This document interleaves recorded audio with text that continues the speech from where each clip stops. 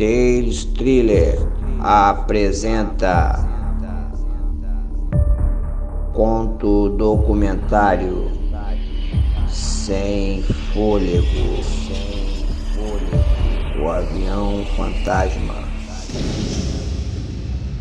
Há 19 anos, a queda de um Boeing 737-300 da companhia aérea Hélios nos arredores de Atenas, Grécia, deixava o mundo intrigado por se tratar de um voo fantasma.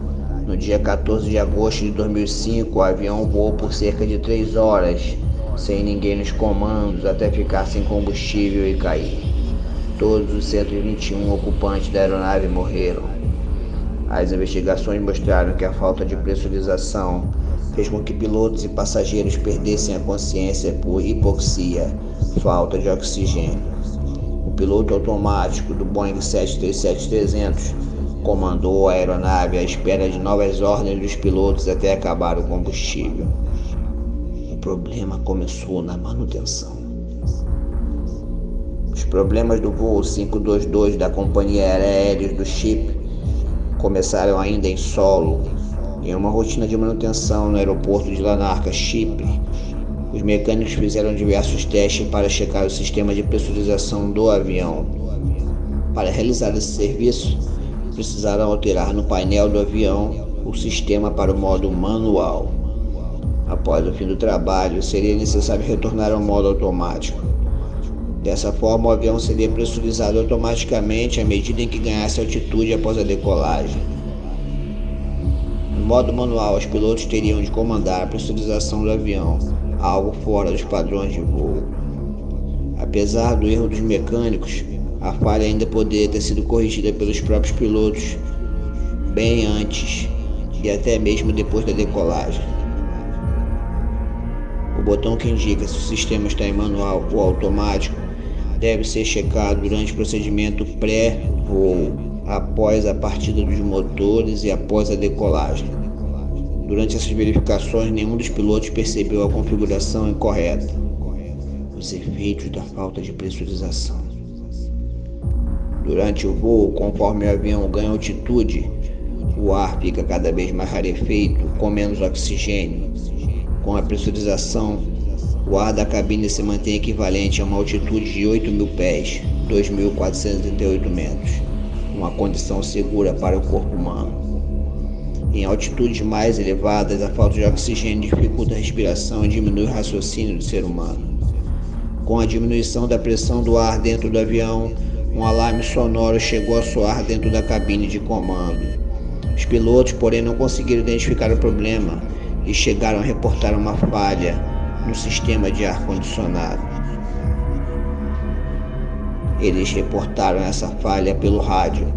Os pilotos até conseguiram contato com o mecânico que fizera a manutenção antes do voo. Ao ouvir o problema, ele pergunta se o botão do sistema de pressurização está em alto. Provavelmente já sofrendo com os efeitos da hipoxia, o comandante não entende a pergunta do mecânico, se levanta para desligar o alarme, voando no piloto automático.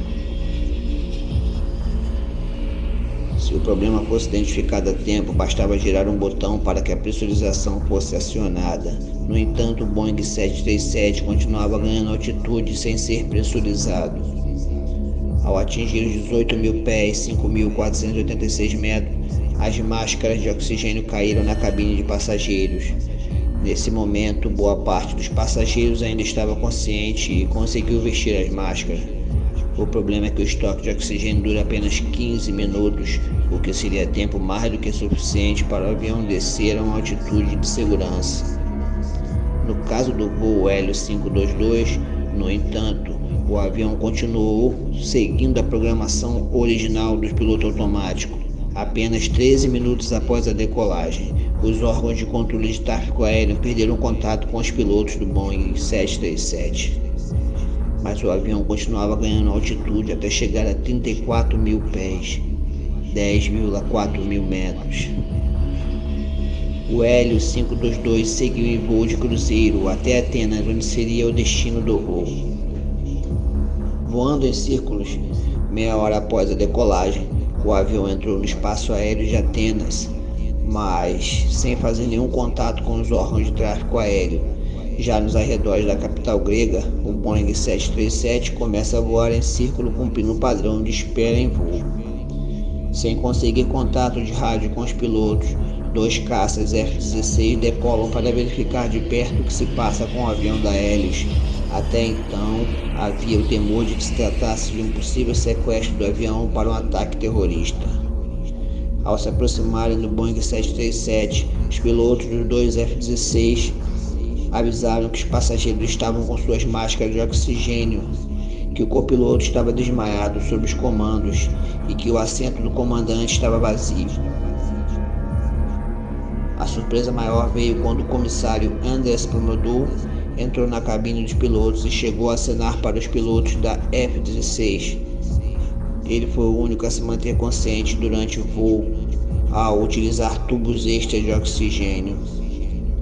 Ele tinha licença de piloto comercial, mas nenhuma familiaridade nem experiência com os comandos do Boeing 737. Ele tentou, mas não conseguiu assumir o controle do avião, que seguia voando no piloto automático. Depois de voar em círculos por mais de 2 horas, o motor da esquerda apaga por falta de combustível. 10 minutos depois, é a vez do motor da direita ser desligado. O avião inicia uma descida fatal, até se chocar nas montanhas da cidade de Maratona, cerca de 40 quilômetros de Atenas. O voo ficou conhecido como voo fantasma.